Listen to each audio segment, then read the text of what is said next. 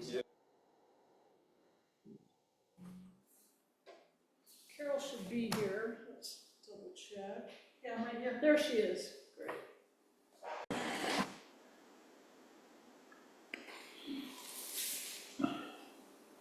Do you want to do a roll call? I can. Commissioner Castillo-White, She's excused.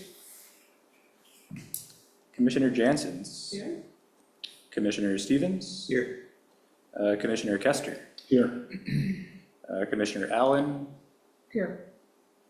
Commissioner Hill, Here. and Commissioner Stefan.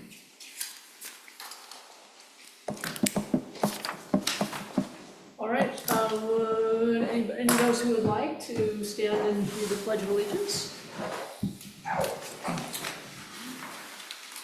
pledge allegiance to the flag of the United States of America and to the republic for which it stands, one nation, under God, indivisible, with liberty and justice for all.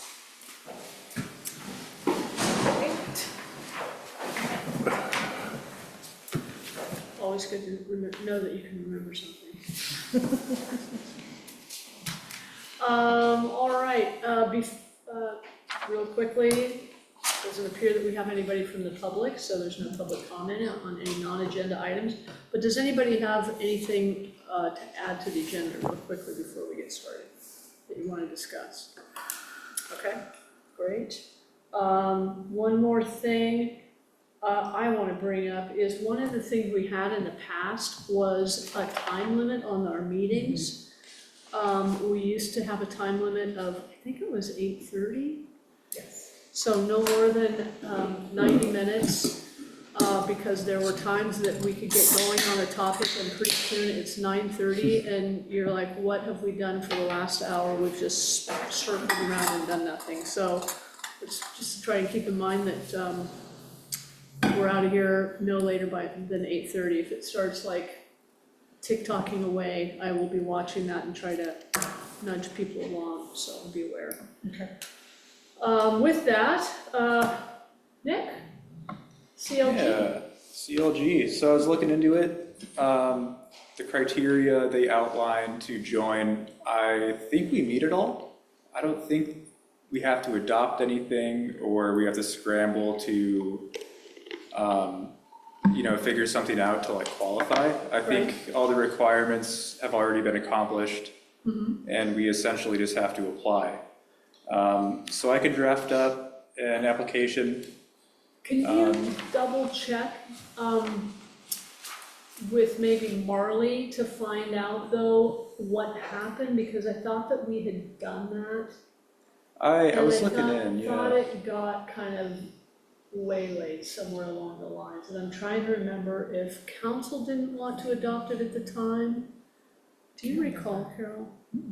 So I found a resolution in, I think it was 21 or 22, that it was essentially the council, I guess, and mayor signing off on saying, yeah, go for it. If you guys want to pursue being a CLG, we endorse it. Okay. And then I don't think, it looks like nothing came from there. I couldn't find any other items relating to it. And then obviously we're not a CLG, so it never, I don't know if nothing ever like went to SHPO to get approved or what happened. So with that, should we reapply that with the new council?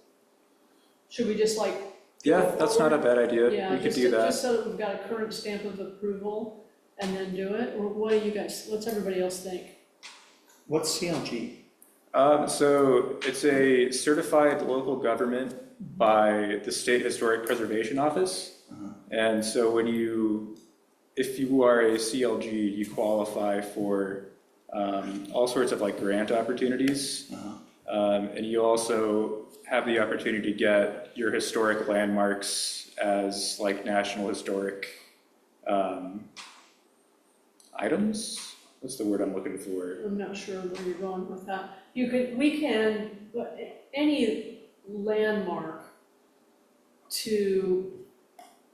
Any landmark whether it's a local, state, or national, but generally to become a national, you need to you need to go through the steps, generally speaking, to become first a local, then a state, and then a national. So that's kind of the process with that how they generally like to see it. So we're starting at the local, is what you're saying? Well, So this wouldn't be like for it's a separate designating a program. landmark. It's essentially saying like, there's quite a bit of grants out there for like historic work. It could be renovation, alteration. We've been talking about plaques and signage, and they have programs that could help with that. So it's But kinda right like now, a- because we're not a CLG, we don't qualify So it's for like any the of those. 501. Yeah, it's Yeah. essentially getting an approval by SHPO saying, yep, you guys have a historic landmark commission, you have a certain amount of people on it, Yeah, they have a certain amount of credentials Okay. demonstrating like historic interest. It's a series of check boxes, Yeah. essentially. gives us an email address. Oh, does it? But Maybe. Well, I if think it's like a 501, then, I yeah. think it's important to be able to offer grants to help. We need some incentives to encourage people to apply and get their properties on the. So local- individuals can apply on their own To what? for historic landmark grants? Property owners? Not if we're not a certified local government. Mhm. You could through this, you can only probably through the organization for which you're certified. Mm, So if you own a historic landmark, but you don't have it registered either through the local, state, or national, why would they let you apply? I don't know. That's what I'm asking. Yeah, I don't think they will. So So I think we're that the you- conduit, we would be the conduit between the local property owner. Yeah, I don't know if we would be the conduit, Or but are we it would top allow us. It's not bottom up, it's top down. I think it's more top down. I think that we could then help, we could say, hey, we want to offer, the way I understand it, this does not mean it's correct, by the way, it's my interpretation, is that, and I think this is how the Main Street program is set up, so I might be confusing it, but the lead organization for it could then apply for a grant to say, we want to provide grants to people for street front improvements. And then the people who are within that qualify can then apply to you, and then you sort through those, and then you're passed through. So this committee would be the deciding committee on who got which grants and in what amounts? Or if they could be a pass-through, I think so.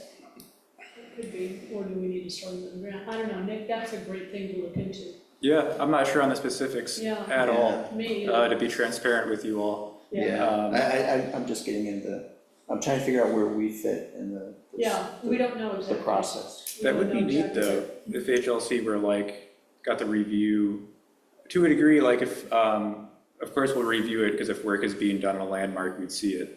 But just in general, like to kind of be like a gatekeeper, not gatekeeper, but, Right. you know, yeah, Gatekeeper. yeah. Yeah, I guess I'm more interested in like where we fit in the hierarchy. But the legitimacy, I think that's important. That's like number one on the step, right?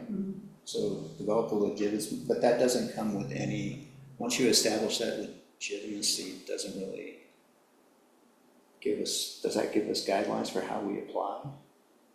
The CLG definitely has guidelines. I'd like to see those.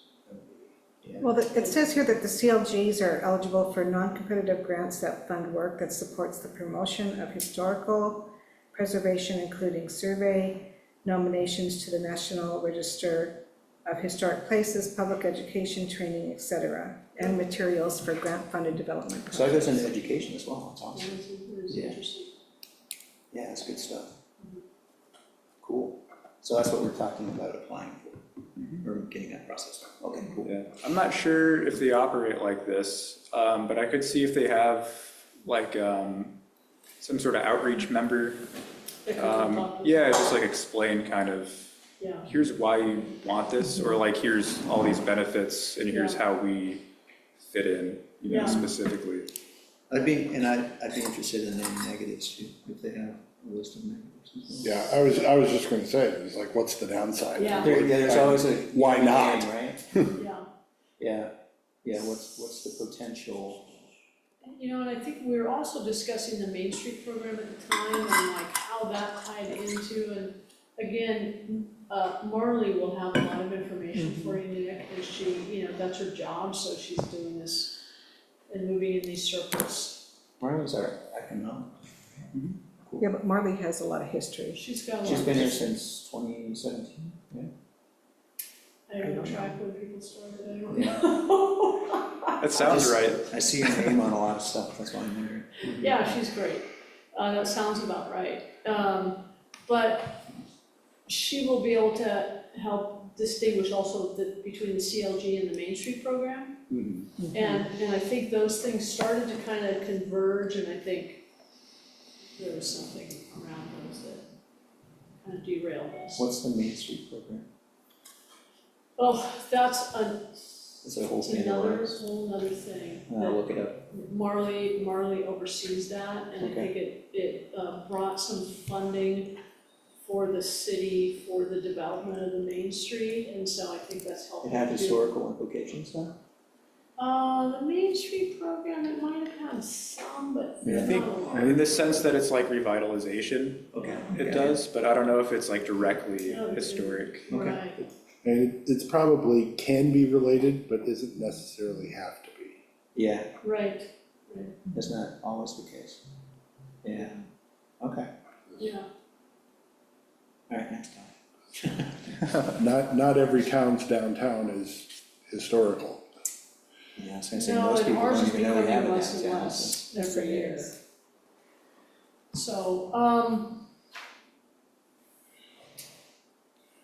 So that's great, so you're gonna follow up with Marley, and then also bring back the proposal that we put in front of council. So I didn't get everybody's answers or thoughts on it. Do we just move forward with the previous council in 2021 saying, yeah, go ahead, or do we take it back to council and get their approval? And if we're going to do that, like, do we do it now, do we wait until the new council is in effect in January? Approval on what specifically? To apply for the CLG, because technically you need to have the signing authority of the governing body. Yeah, I will say resolutions don't expire unless you pass a resolution to counteract one that's been passed. Okay, So technically, we are okay to do it, but I think your idea of getting approval from current members is a good one. yeah, at least it gets us out in front of them again, it gets back on the radar.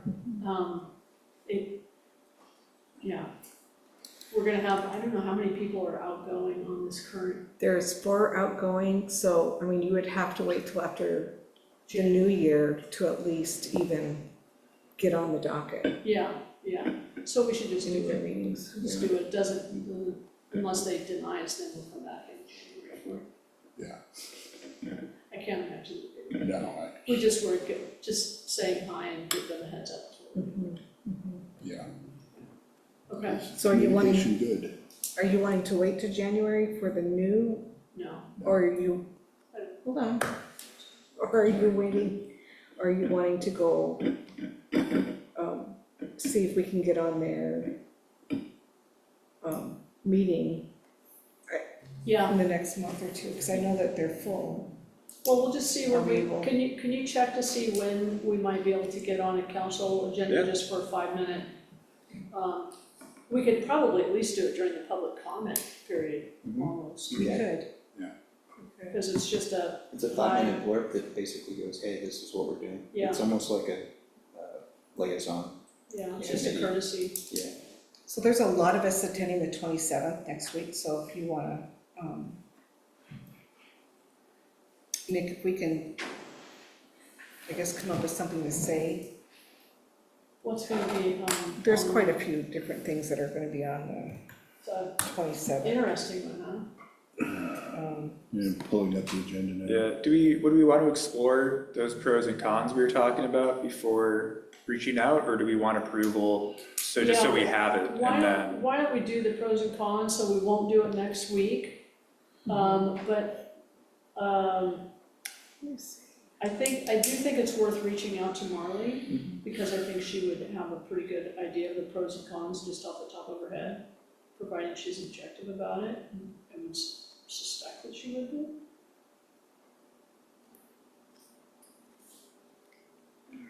Let's see. Here.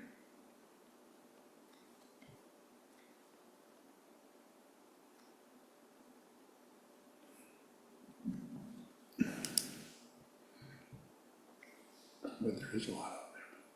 Most of that's pretty dry stuff. I mean, here, there's a thing that says, what are the disadvantages of a local government system, which it says here is resource constraints.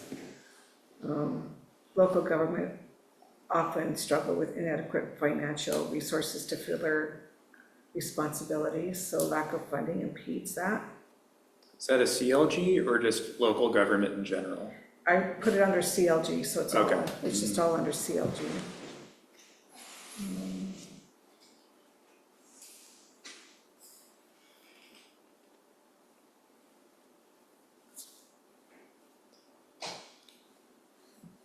But there's a lot here, so I would definitely get Marvin to come. Yeah, that's for people who don't have, towns that don't have you.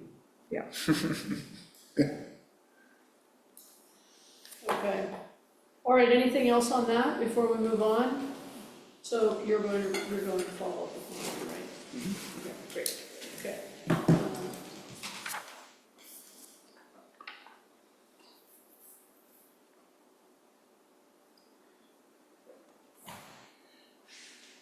Okay, inventory of the historic resources. Did everybody see that? How many pages was it, 5? 4, 4? 3 and an extra couple lines. Any thoughts, any additions that people are aware of, anything that should be taken off? I think it's been a long time in the making.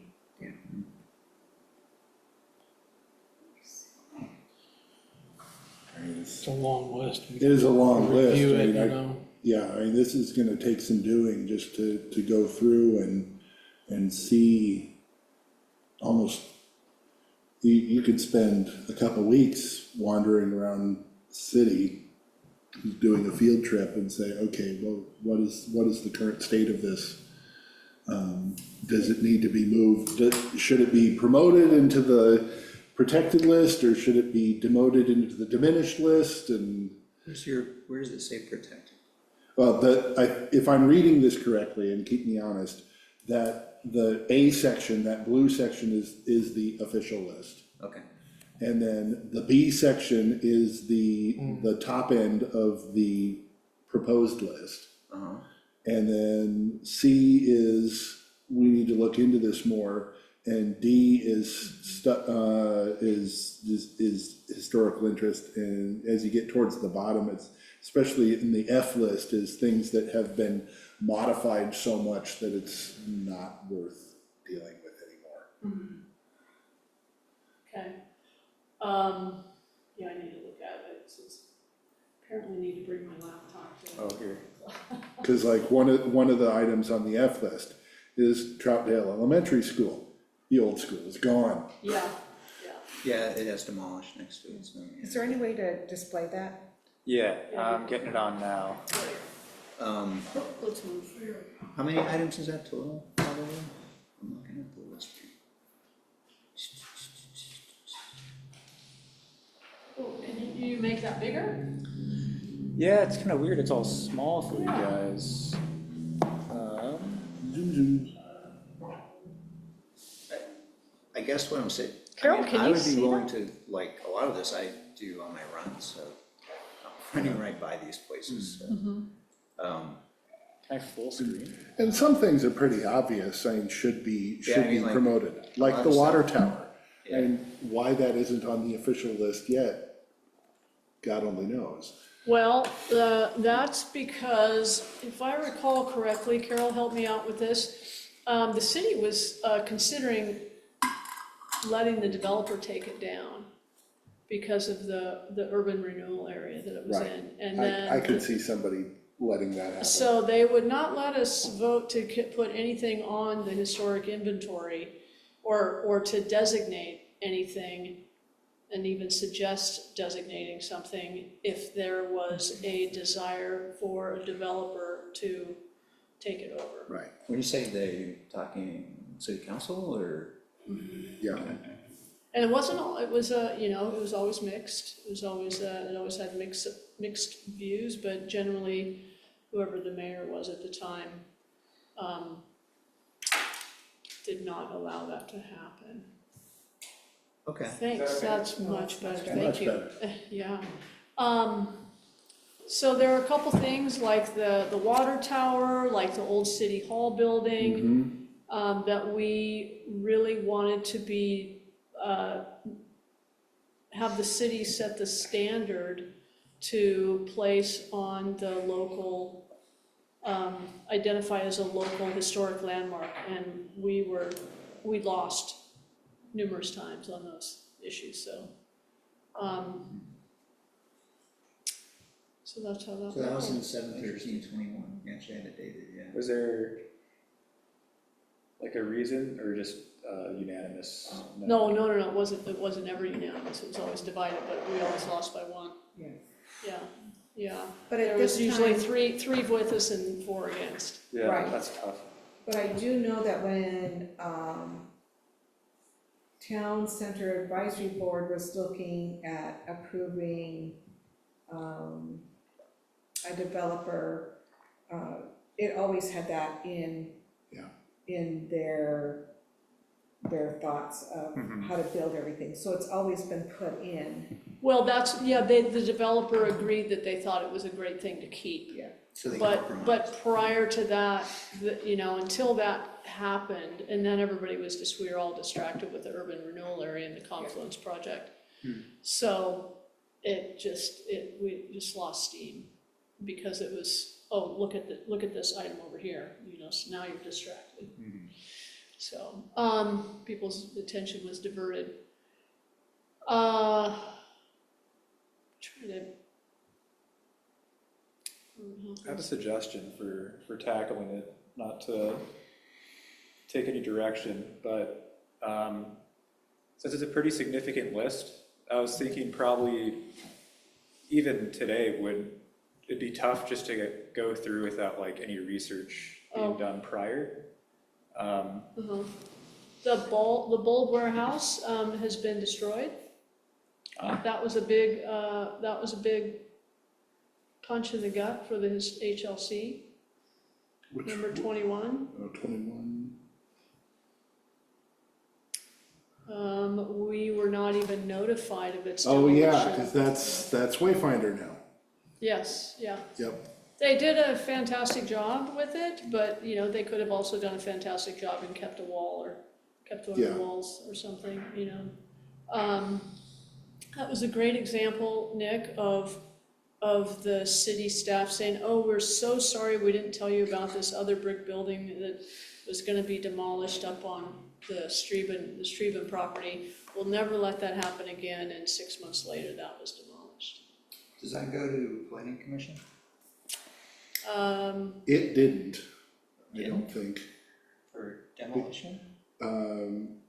No, I don't think it went to a commission, I just think the planners approved it and said, Demos hurry, typically do it quick. Just a demo permit, so you don't need any land use approval, Yeah, generally. Yeah, because And then I think it was a type 2, so I don't Yeah, know it if it was a went to. type yeah, planning because I remember, commission. because you and I talked about this, because I mean, something about the application, the way they couched it on the app was that they were just doing some alterations to the existing structure. And Yeah. the alterations involved removing everything above ground level foundation. yeah, oh, yeah, they're just gonna alter it, but they're gonna retain the center section and the walls, Yeah. and then it's just gone in a day. So, just out of curiosity, if that had been moved up to the category above, what would have changed? It would have Nothing. at least There was come a- to us for review. if it was caught. It was desire. It was plain and simple. It was what someone else wanted to have done, and they did not want it to come to us.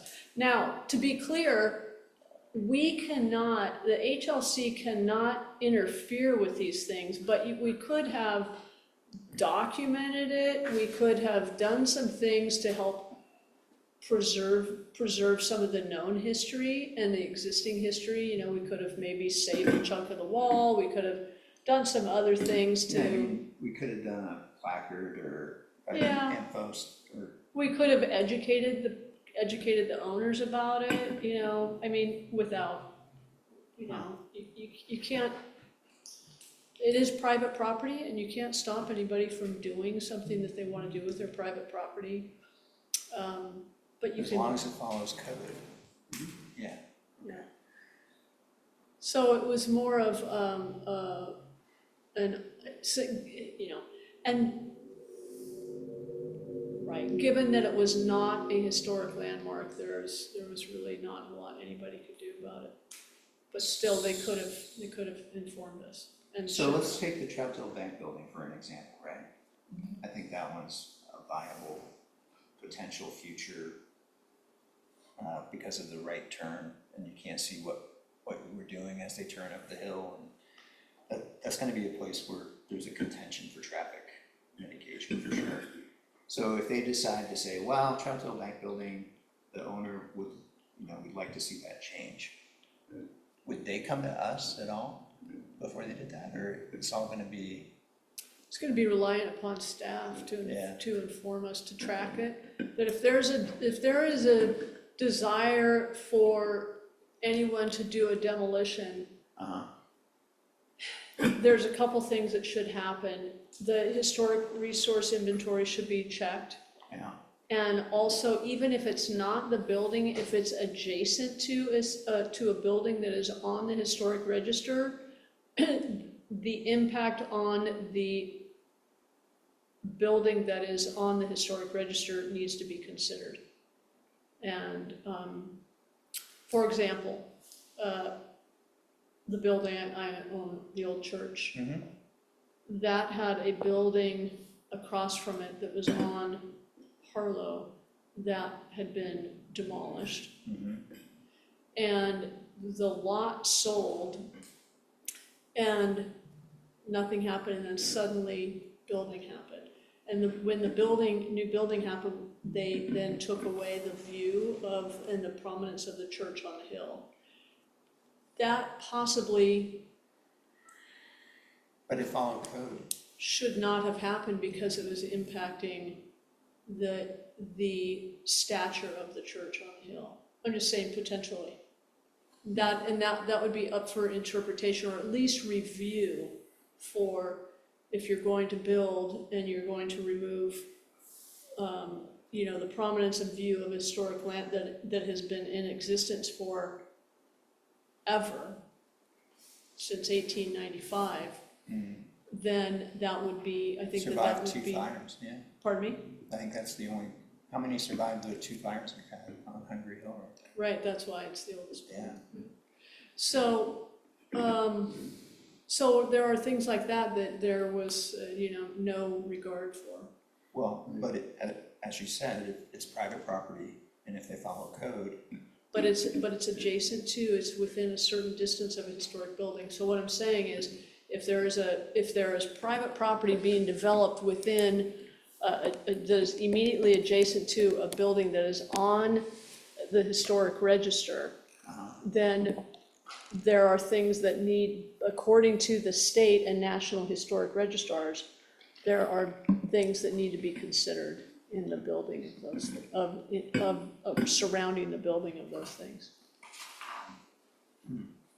I mean, one item on this list that stands out that, to me, that might be something considered sooner rather than later is the the service station, the Alliance Plumbing Building. Since Alliance is leaving, Are they Are leaving? they? yeah, Yes, they are. We were just talking about that last meeting. and And who- whoever goes in there is going to need to do an enormous amount of work. Who owns it? Isn't it the Property owner? Handy, what doesn't, no, not Handy. I thought they This- sold it, or did they just lease it? I don't know, I'm not sure. but I know Alliance is. That is has done such a far great building. It really has so much potential there. Yeah, we were talking about the potential for food market. Oh, yeah, it'd be fantastic. It would be an awesome spot to extend that whole Main Street concept, Yeah. for sure. Nick, do you know who owns that building? I'm looking it up right You are now. brilliant. Toxtad? Does that ring any bells? No. This name right here? Nope. I'm sure Marley has no say on that if they're, Foxted. that's an economic. You haven't heard of them? Do they own Alliance Plumbing? Who owns Alliance Plumbing? Might be the same. Stop sharing for a second, look.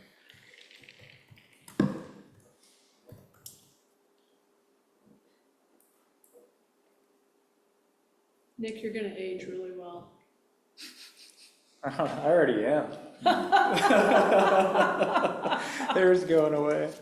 I was thinking of an 80s video, actually. Leave it to a guy to have that come back. I already am. Yeah. Okay. I don't know. There's a lot of Toxtads out there, actually. Okay, so, all right. I should have grabbed my phone.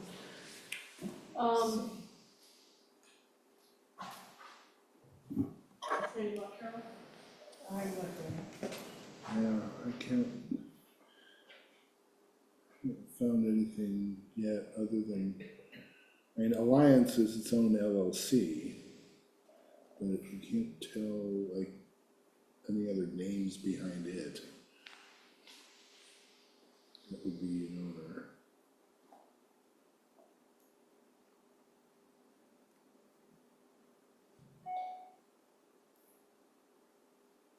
Well, this is a good example, though. So you said that it's gonna need renovation? Well, at the very least, the exterior, the crackling paint on pretty much all sides of that building is legendary.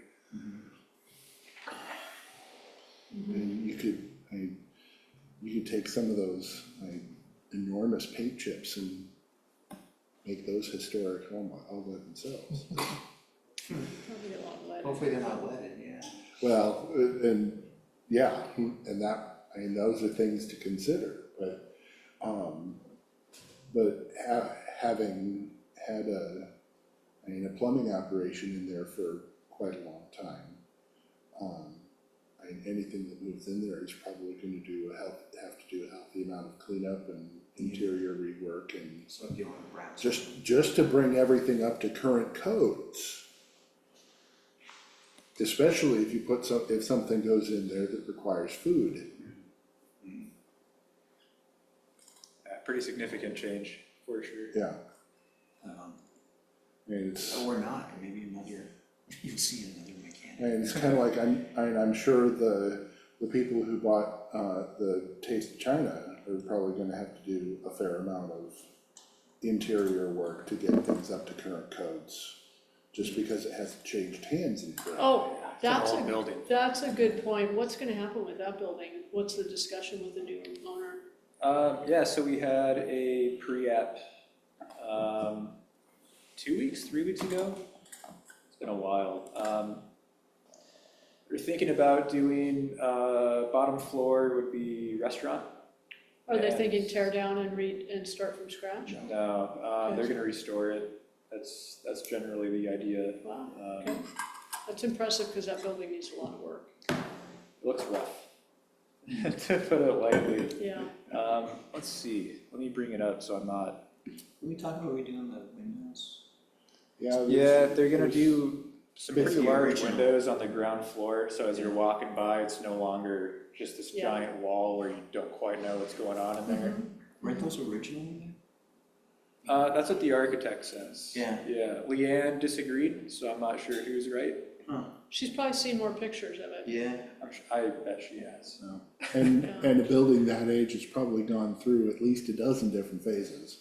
Yeah. Oh, sure. So I'm sorry, what's it gonna be? I interrupted. And then the upper floor is a hotel. Okay, Boutique so hotel. just keep it 2-story. Interesting. Interesting, the hotel or Airbnb spaces, there's a lot of transitory need for hotel motel spaces.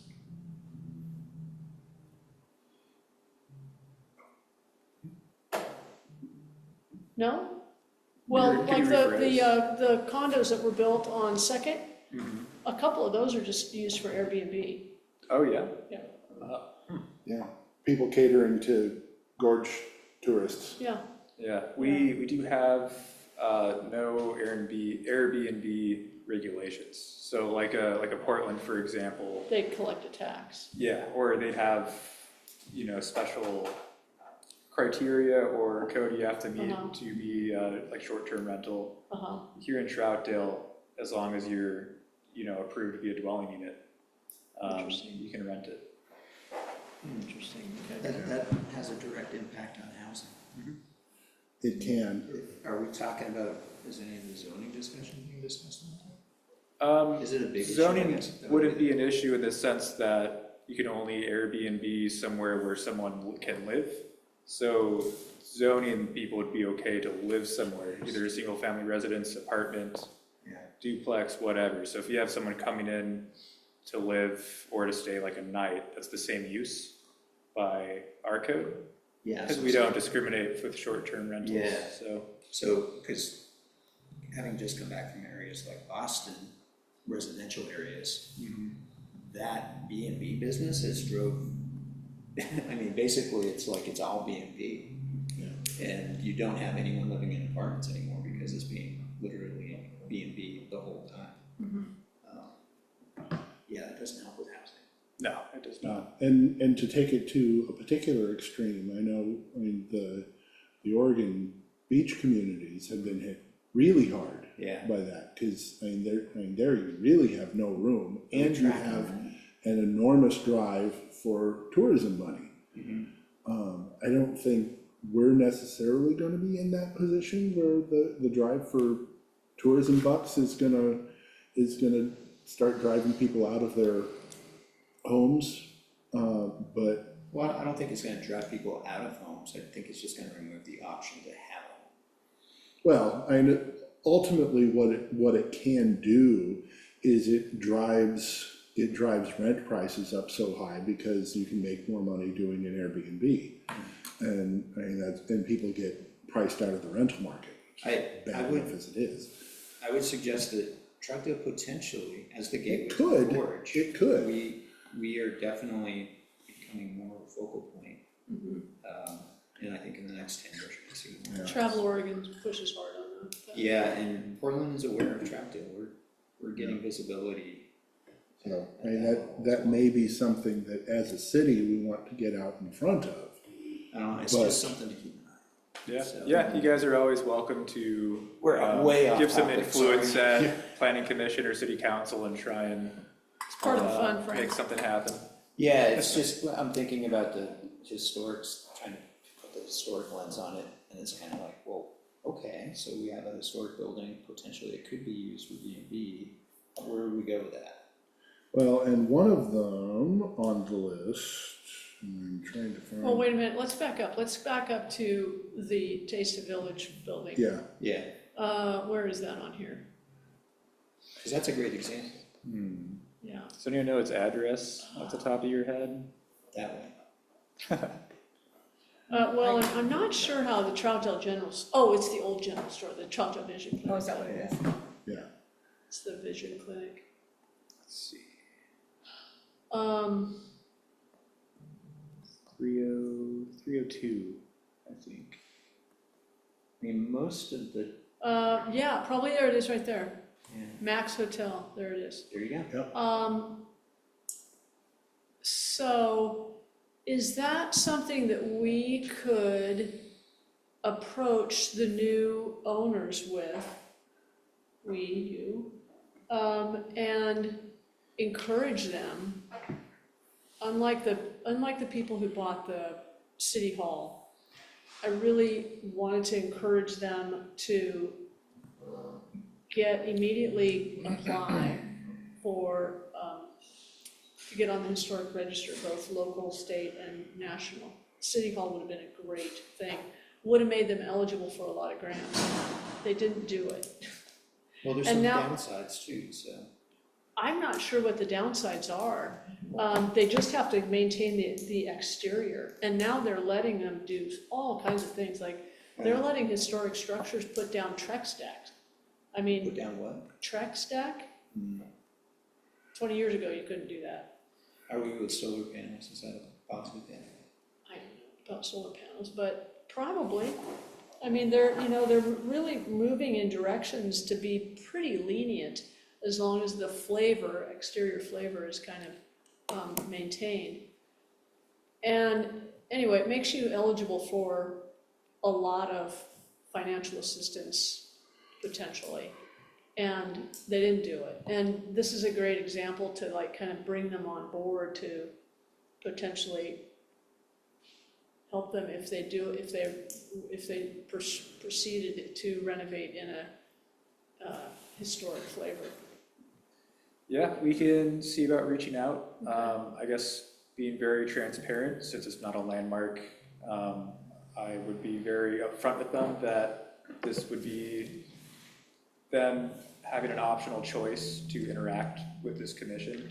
Oh, wait, but it's not a landmark because no one who's owned it has gone through the process. Right, But it's a great candidate for it. yeah, it is. It's, I agree. Max Hotel, the Chanticleer Inn, it burned down in several fires, then was rebuilt in concrete block finally.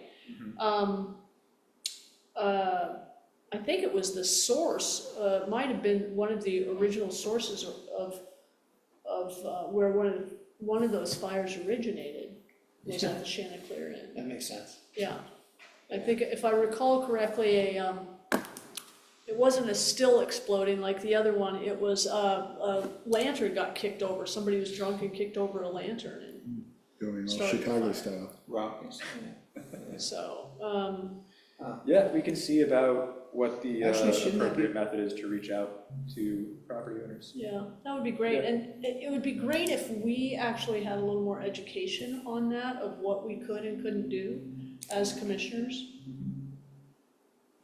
I've got one of the attachments I sent you was the missing code info. Uh-huh, And that has a lot of housekeeping items of how this committee or commission kind of operates. Like really helpful stuff that we can screen share on it, as when we're done with this. It's really, like, it was great just to go through. It's like, oh, this all makes sense. It's nice to have it written down somewhere. So if you haven't already, I recommend going through that attachment I sent earlier today. okay. Leanne, I will say, no offense to you, Leanne, Carol, you can weigh in too, Jim, Adrian. In my opinion, Leanne is the expert on this list. Yeah. She is the master of it. She has spent hours and hours and hours and hours going over it. She and I drove around, took a lot of pictures of different things at one point, but Leanne has actually spent time researching a lot of these places and looking them up. So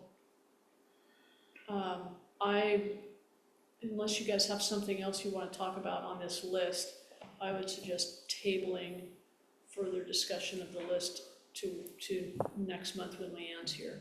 Yeah. Can we go up a little bit on this historic interest, or go down? I wanted to see if there was a. Yeah, I mean, It goes to there, yeah. yeah, as I'm scrolling around on the list, I'm seeing some things that are recognizable to me. Uh-huh, Cause like another one that popped out in my head was the Kendall House, which is also, I believe, being turned into an Airbnb. right, something like that, And that's an effort that they've been working on for a number of years. uh-huh, But I mean, they're not doing anything to the external structure. I mean, it still looks like like it has, but Yeah. I mean, that would be a good candidate. I mean, yeah, I mean, once we get my feel is once we get, possibly some input from Leanne, it may be worthwhile taking the larger list and kind of doing a divide and conquer kind of thing, where we take it up and split it up to however many people want to be involved with the effort, and just doing a refresh.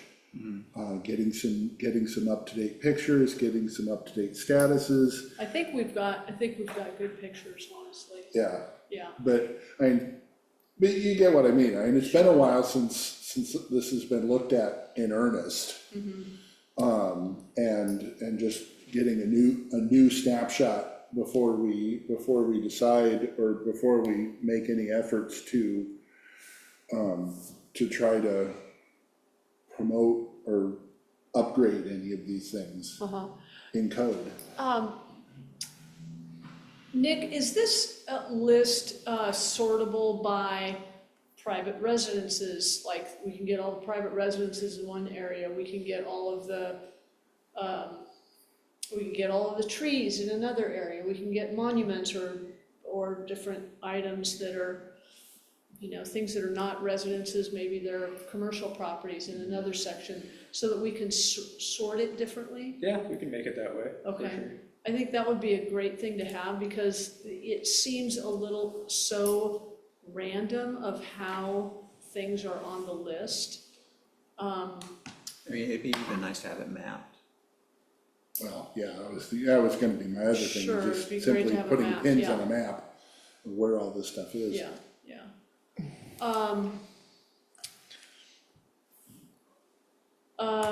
And then also, kind of have the things that are,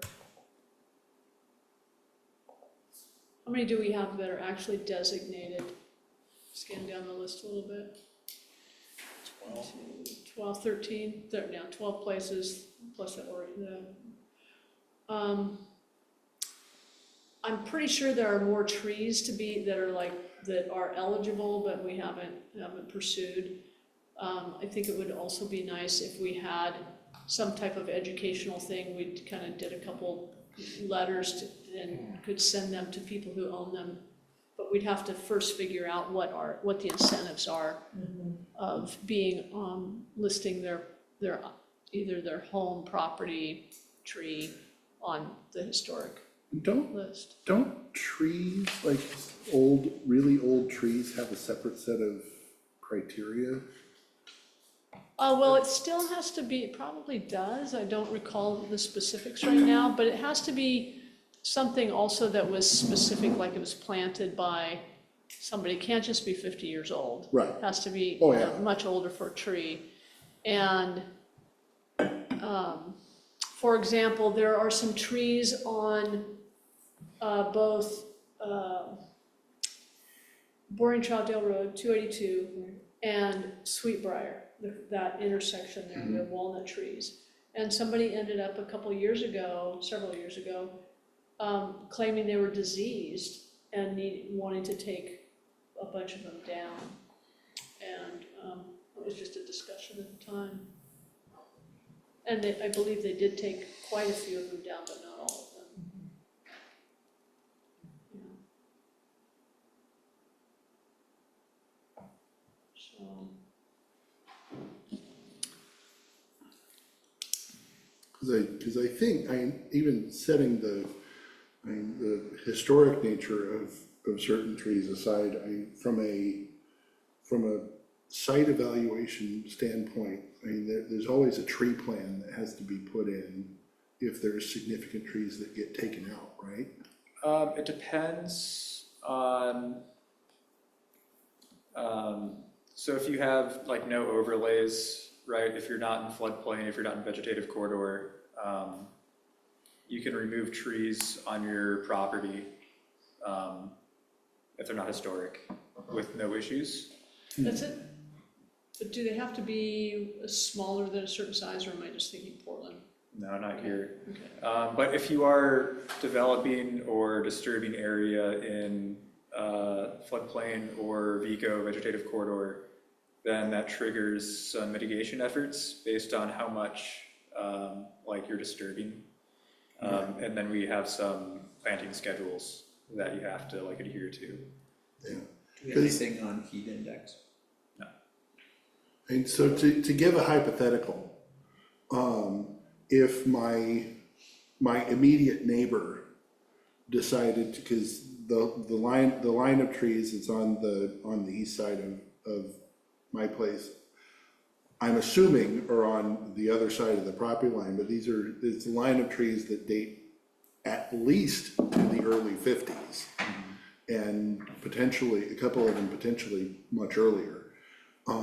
If he decided that he was going to completely redo that lot and wanted to take out those trees, and is that something that would be, is that something that would undergo significant review? The trees itself, no. We'd look at, grading the lot and like what you're putting in. But as far as trees go, again, without any overlays, if you're the property owner, you're free to remove them. I thought that there was, Once it's for right. every tree that you pulled out, I thought there was, you had to plant. I think right away is what we're talking about. Are you talking a street tree or No, a I'm talking about property tree? property trees. No. I've done a lot of research on this one, so, yeah. Because we were told we could not take down You a can't tree that remove a is tree from your own that property? is ruining our, Your view? no, the roots are getting into all the pipes and Oh, they're- no. and we were told we can't remove that. We had to, When you say we were told, is that from City of Troutdale? I don't remember, it's been a while. I have not heard. I didn't know that there was In a, fact, I would, from a stormwater and water system, that's like a definite, you need to remove the tree. I mean, I've even talked to my neighbor about having a maple next to her house, and it's like, that's gonna totally blow out your foundation. because when they built these houses up there, they built them so close, they built the trees so close to the houses, Yeah. so about 56 years later, they're ruining Yeah. foundations and they're, Yeah, The right tree, right place concept, yeah. yeah, yeah. yeah. Yeah. All the research I've done, I'm not an expert by any means, but all the research I've done says that you can remove that tree if it's on your property. The property line is central, so if you have a tree, like if the branches are coming over onto your side, you could prune that tree on your side of the property. If it's like that shade effect.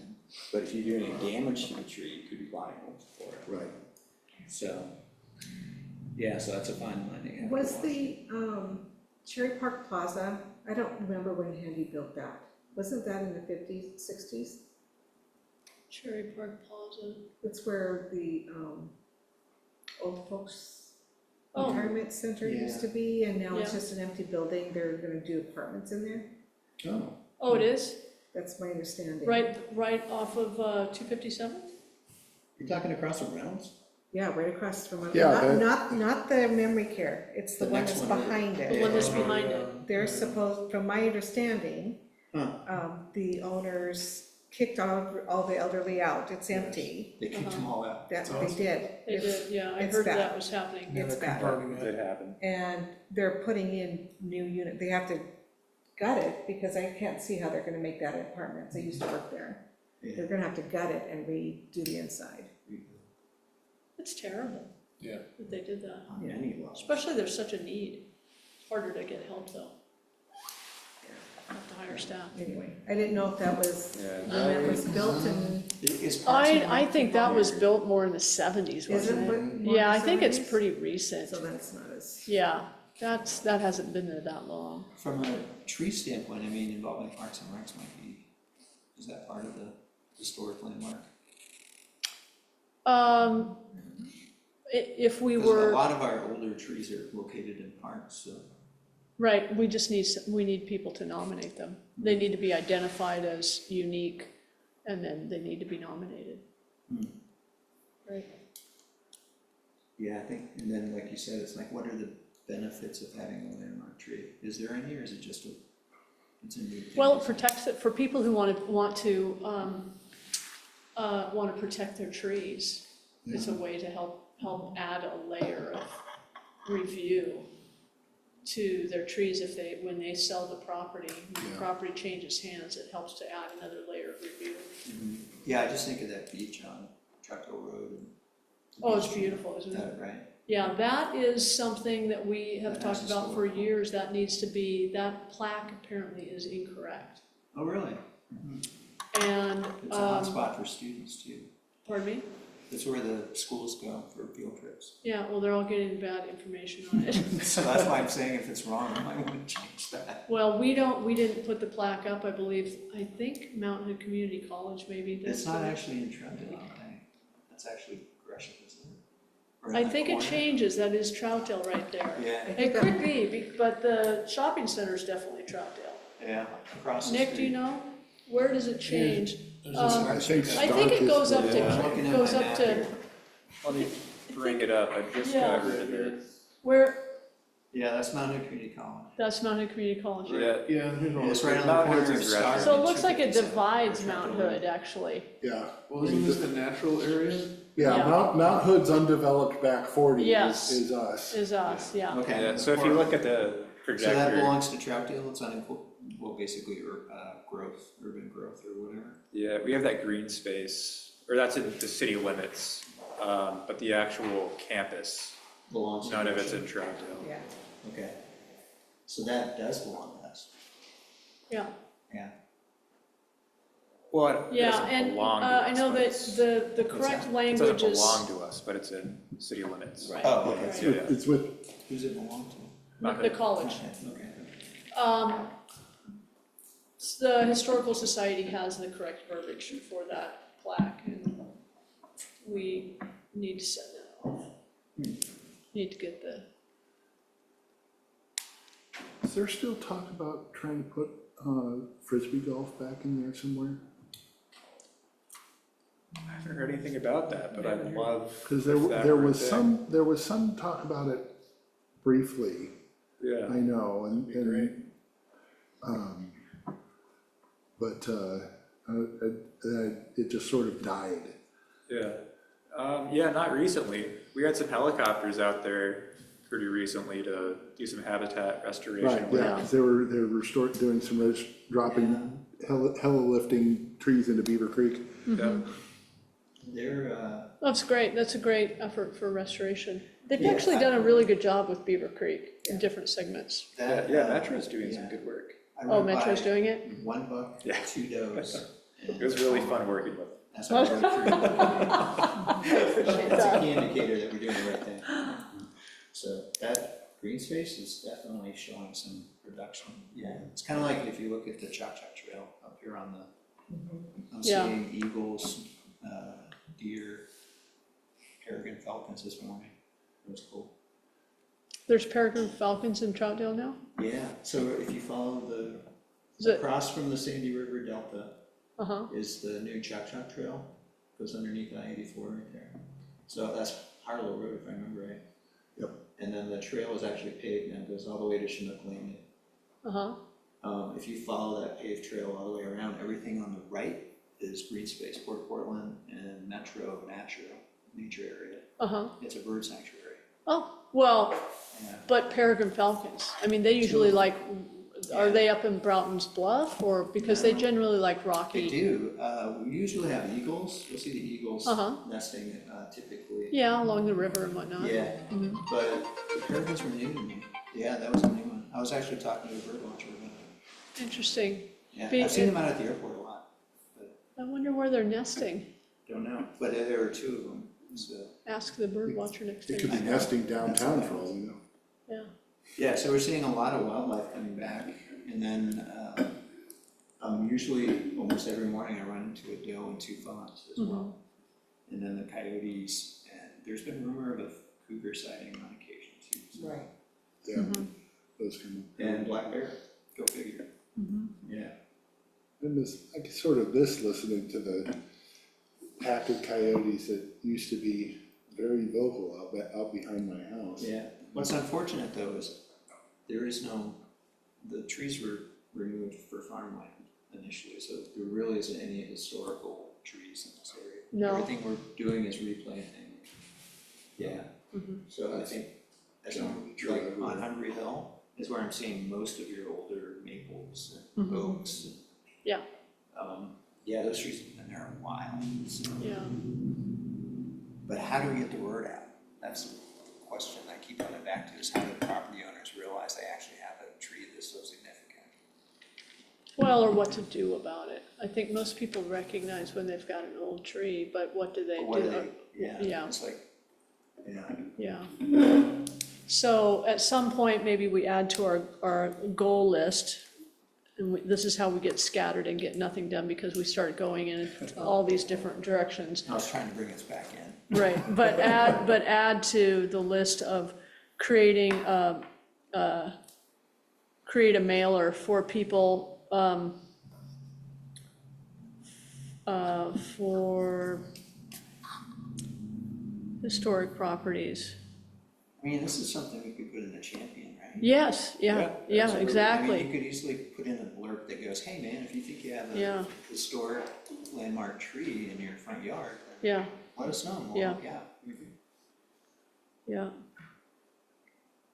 Or shed or something like that. shed. They're out there. You're out there, I can vouch for that. There's a boat Native covered in- artifacts. Yeah.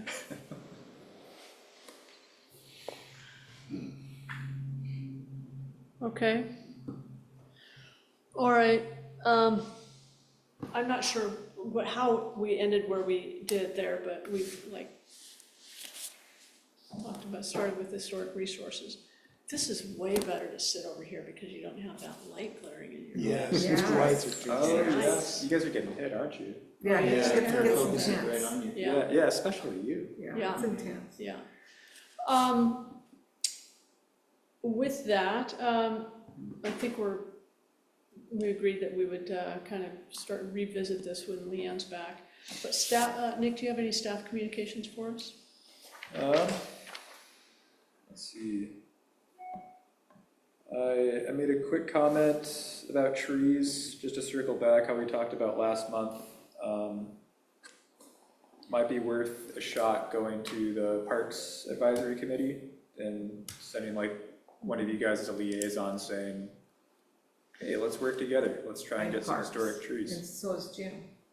Aren't you Parks? I am. Yeah, so we both can talk about how Jonah and see if That'd we be can great. add that to the Yeah. agenda when we meet next month, right? Next month, yeah. That'd We're be great skipping- for you guys to do that. We'd We love skipped that. last night, but it'll be next month, Right. yeah. Yeah, so why don't we ask Jonah if we can get on the docket, or, you know, I always call them dockets, but if we can go on that for, Yeah. On the agenda. Yeah, on that's the easy. agenda. You want me to email them? I'll do that. Could you do that? Mhm. Thanks, Jim. Great. That's There we great. go. Look at Super. that. Okay. Let's see. So in my notes, Oh, I have a question for everyone, actually, and Nick. I took a look at the survey that was put out about the bus, about the, The better bus. is it called the The better shuttle? bus? Shuttle. Oh, Thank yeah, you. yeah. Did everybody take a look at the survey? Yes, Did everyone fill one out? yes. I didn't fill mine out. I did. I Good. did, yeah. Did everybody feel like it was an objective survey? I didn't like that.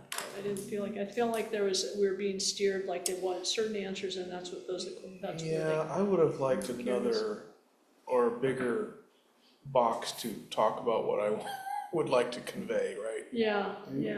I felt the same way. There was Yeah. some prescribed kind of, Yeah, I Outcomes. don't like that. And it's clearly tourism. I never driven. took it, I haven't seen it. Yeah, it's what?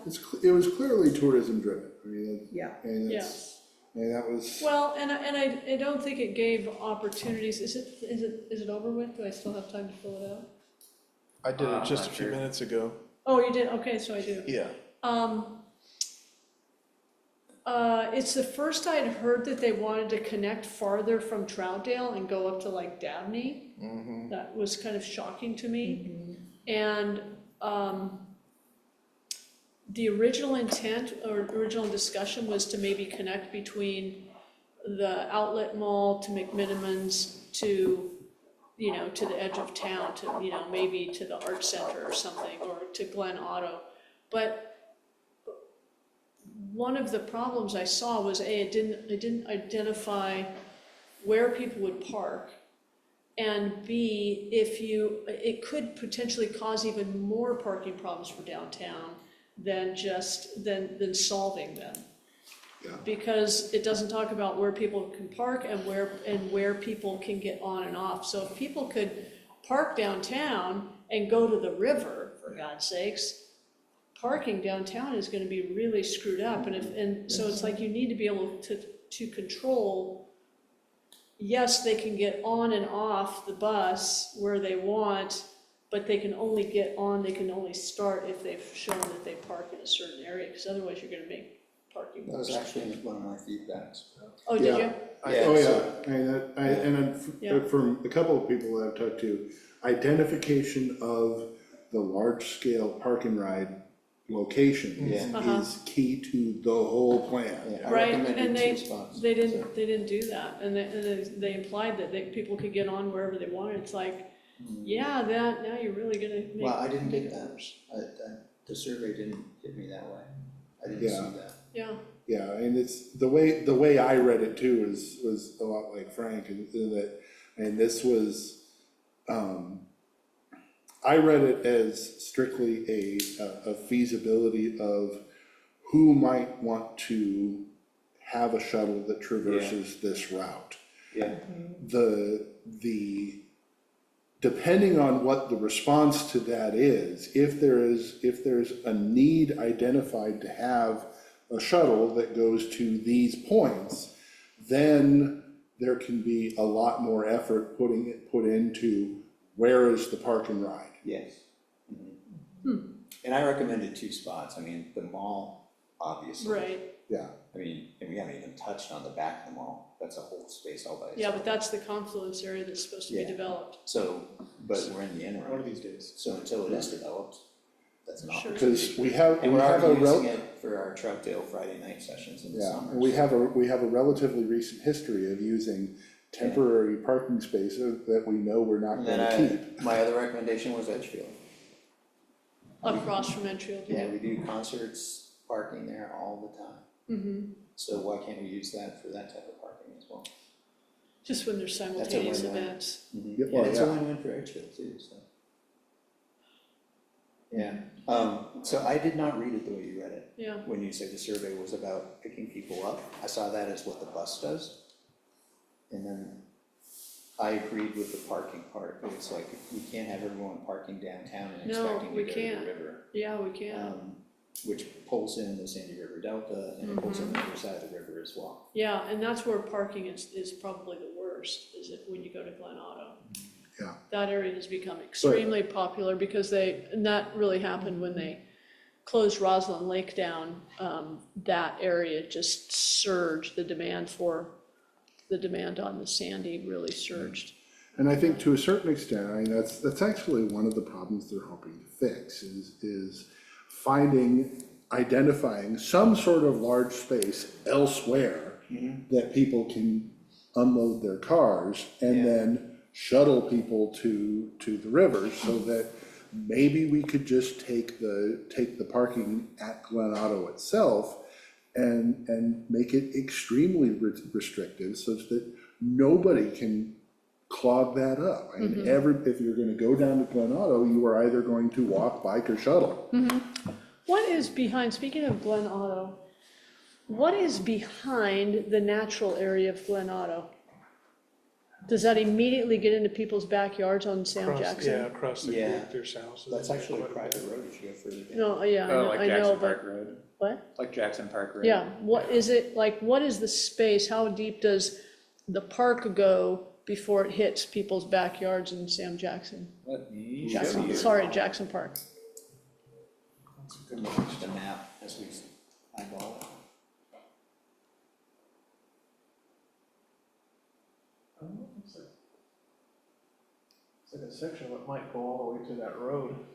That little green thumb thing sticking out there, maybe? Yeah, everything past where Beaver Creek Bridge, that bridge is a private Right. bridge. Mm-hmm. And then that turns into, because I know a couple of like lives down there too, so one of our photographers from Troutdale lives in that area. It's bigger than I thought it was. Yeah, and there's a lot of space back there. Yeah, Yeah. So, you know, should the parks group be looking at that, but can parking be expanded a bit to? well, yeah, let's slow down. Time. So you're gonna remove green space to put in No, parking? No. Come on. Yeah. I mean, that whole green space is where the doomed suggestion was to put in camping. Yeah, well, actually, I'd agree with camping before I agree with parking. No. What about, what's going on with the RV center? Is that still, what happened to the zoning of that, and is that This one? remaining? Yeah, Yeah, as I understand it, Okay. nothing's changing to it. Okay. nothing's changing to it?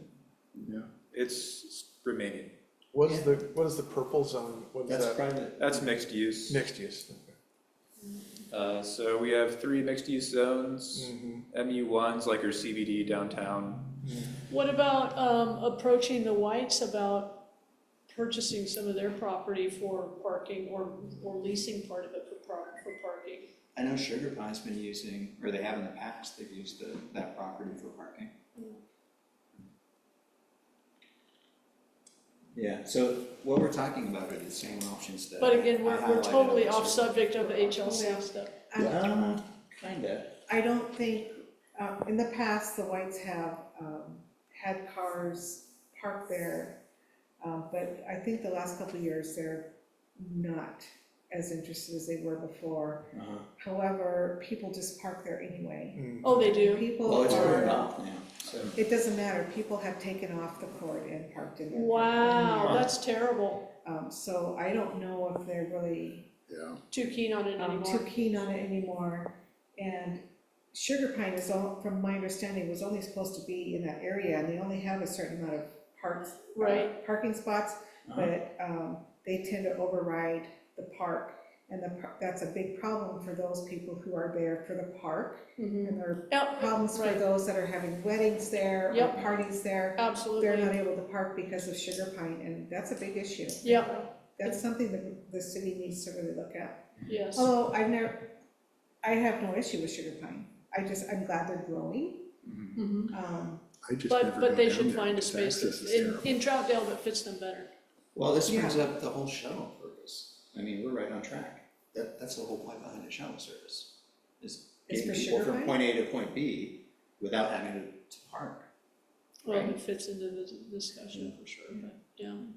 I mean, that's the whole point, is we gotta find the balance between, Sugar Pine's its own little beast, but Yeah. I know Yeah. Jonah's been working with him. He has I'm sure you guys have got a bit of a lowdown of what's We've been talked happening. a lot about dogs. So I guess when we come back next month, we'll go through that list and have you were able to get a hold of a lot of those papers, right, from Leon's thing? I'm wondering, I know that she's taken pictures and Yeah, within the last it's all couple very years, well I documented. thought it was very well. It's very well documented. Is there any and way correct. to maybe get some of the ones that are on the list and just like send it to us so we can either print them or? I didn't see, so it was a lot of meeting notes and it was a lot of like material and old code. Okay. But I she's was- talking specifically about the historic resource inventory list. Right, I was about to hit it.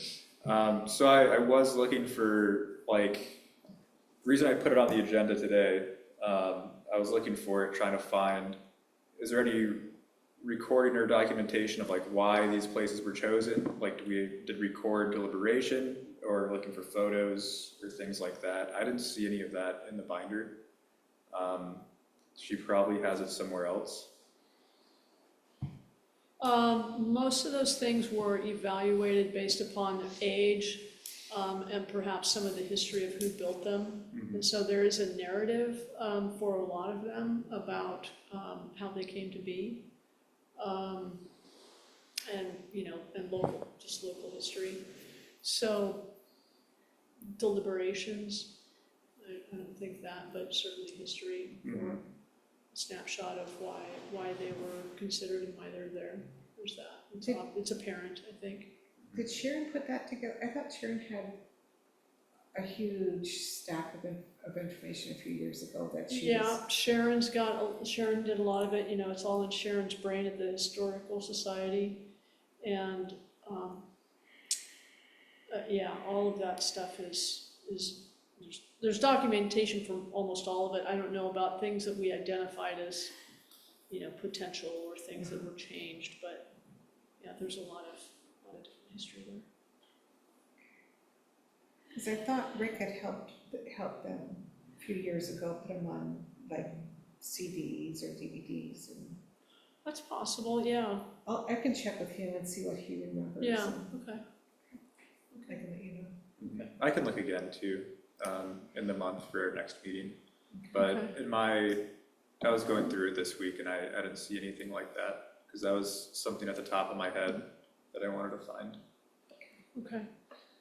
All right, do we have any other comments that we want to add to perhaps next month's agenda, or as we kind of wrap up tonight?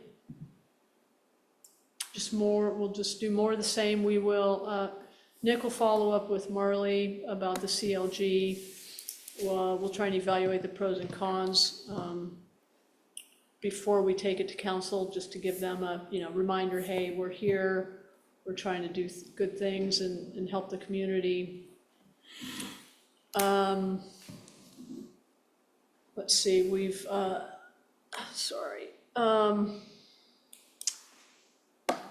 with the in regards to the Chanticleer, and they are changing owners. Nick, you're gonna find out what we can do to reach out to the new owners and make them aware that that's a historic building and has some history, and they may want to consider getting on the becoming a historic landmark before they start, so that they can potentially gain some assistance in the future, or be aware of it so that they don't screw up their potential to get on the historic landmarks list in the future. We've seen that happen, where that just the manner in which somebody did something,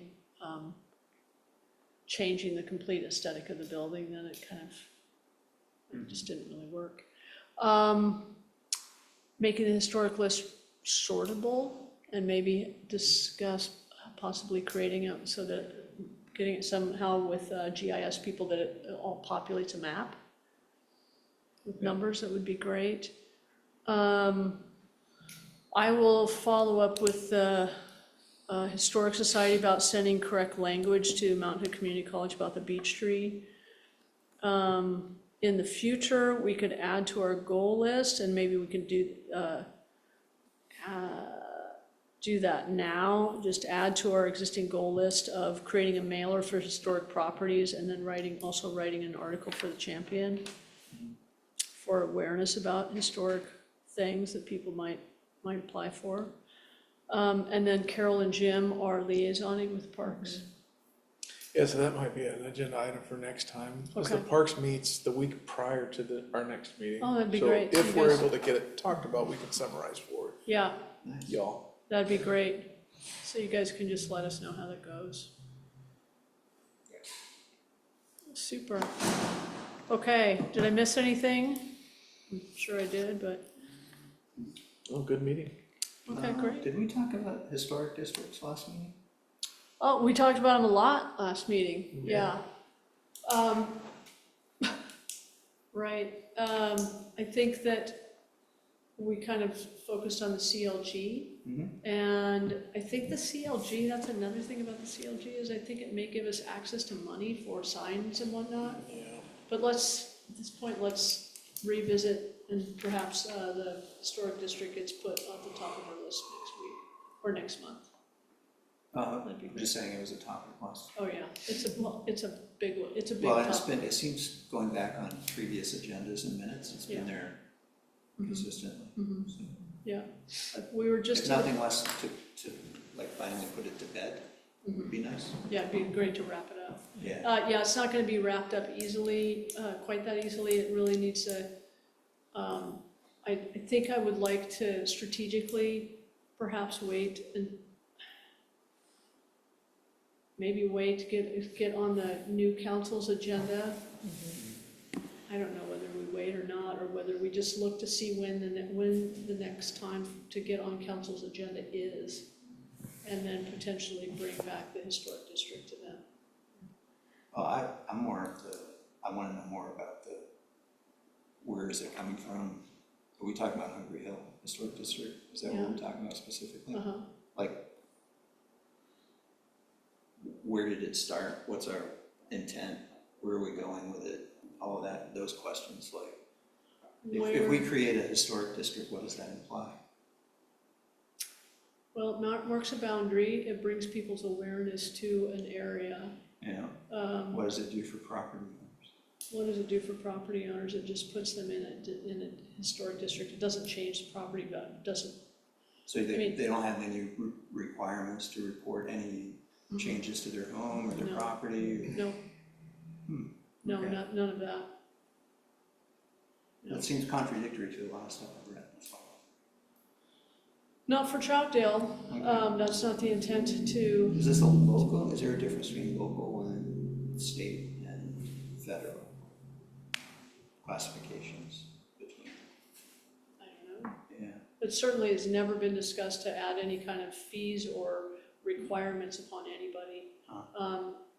Just because your property is in a historic district. And now, I think in some cases, some of those historic districts have become more popular and price, if you're looking for property, if you're looking in the historic district, you're gonna pay a premium. But that is simply a supply and demand issue. That's just a market issue.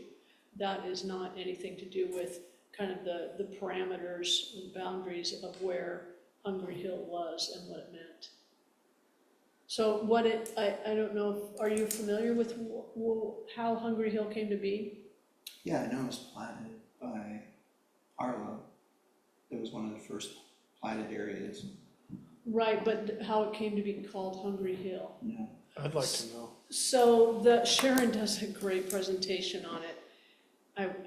If we have it recorded, we should probably try and dig it up and bring it. But anyway, the short version is that there was the wool pullery and also the meat packing place On the main street. on the main street. Mhm.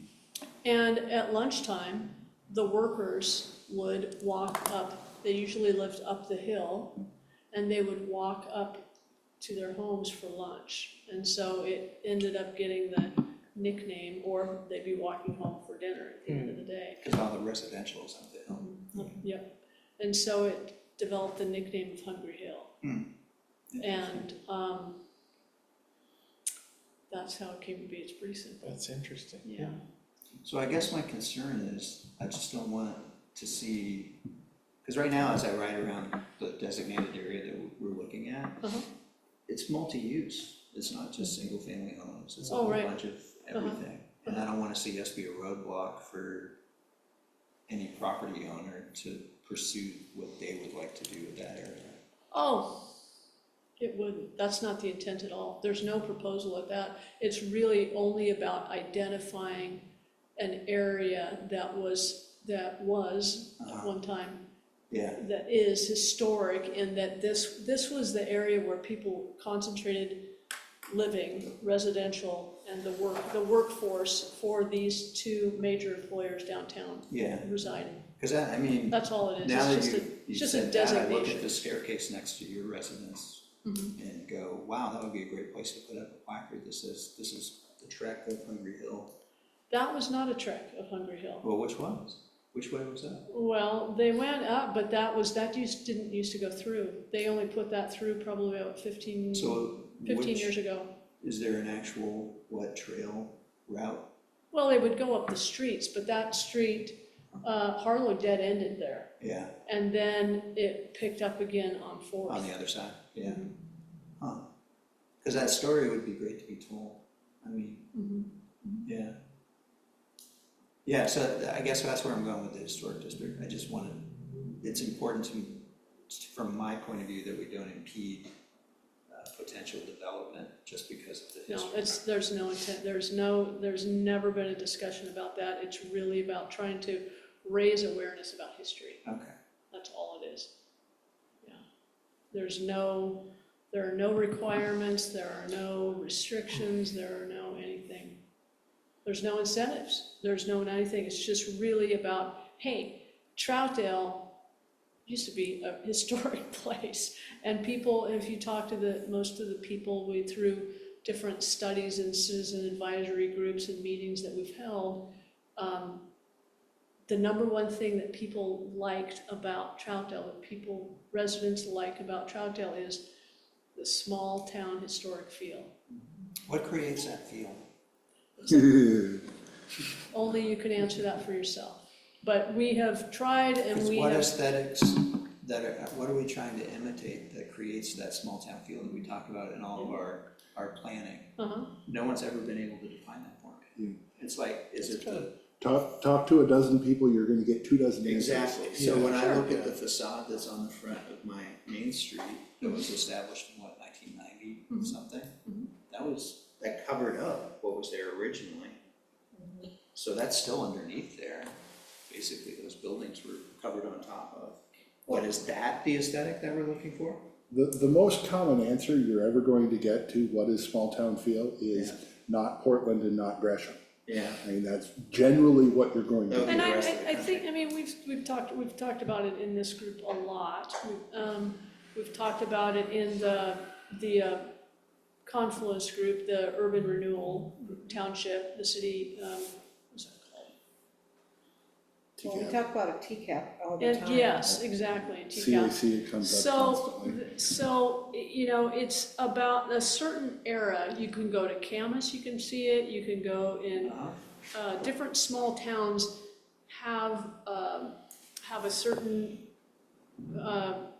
charm, and of course, I'm not thinking about them, but we used to have a list of them where towns had preserved a certain amount of history and maintained a lot of their small town charm. Some of that is in not allowing certain building heights, some of exceeding certain building heights, some of that is about having a certain amount of perspective anyway, of distance between, if you do have something larger, that there's some distance from it. It's about the quality of the building materials, it's about, the era from which the building materials were selected, the design standards, obviously. There's a lot of things like that are the obvious ones. I know one of the things, because I've had many discussions on the subject with various people, but like the things that I come back to as far as what small town feels like is, first, can you be in town and see what is not town? I mean, that's one thing, and Troutdale will always have that as long as we don't go too crazy with height. We'll be able to see out of town and we'll be able to see that we're on It's the the edge. benefit of the hill. Yeah, and it's the benefit of topography Also, too. in Leicester, inadvertently, we put industrial on the other side of the highway. Yeah. So And- that design creates kind of our own little niche. Yeah, and then, the second thing comes to age. Yeah. Because small towns feel older, without looking decrepit. But then the third thing and this is not really a historic thing, but the thing that makes small towns feel like small towns is that, you don't have to leave them. I mean, there's a certain amount of self-containedness that makes small towns feel like small towns. Self-containedness. Because That's good. I grew up in a city of 5,000 people in rural Iowa. Yeah. Small town. And if you can live, work, play Yeah. within the bounds of it, and still not be huge, that is a small town, because if you have to leave, So you're To you're do slipping into everything. walkability, livability, yeah, everything's within, yeah. 'Cause if you have to leave, then you're a bedroom community, yeah. then you're not, you don't feel like a small town anymore. Well, Troutdale's really. So would you say that small town feel goes all the way into Troutdale, or does it only stop here? All right, okay. Yeah, we're okay, way off base. We're way off base, we're getting into minutia, and it's past 8:30. Oh, I'm Yep. sorry. So, Yeah, no worries. Is there anything else to be added to the agenda for next month? No, not to the agenda. Okay, A couple okay, of little things I would mention quick, but I okay, mean, that's it. okay. Perfect. Okay, well, with that, Nick, do you have anything else? That's it for me. Okay, all right, well, we're gonna call it a night. Thank you, everybody, for being here. Good meeting, good discussion points throughout. And I missed it by a minute. I mean, the only other thing I wanted to throw out, because I mentioned this to Dakota at the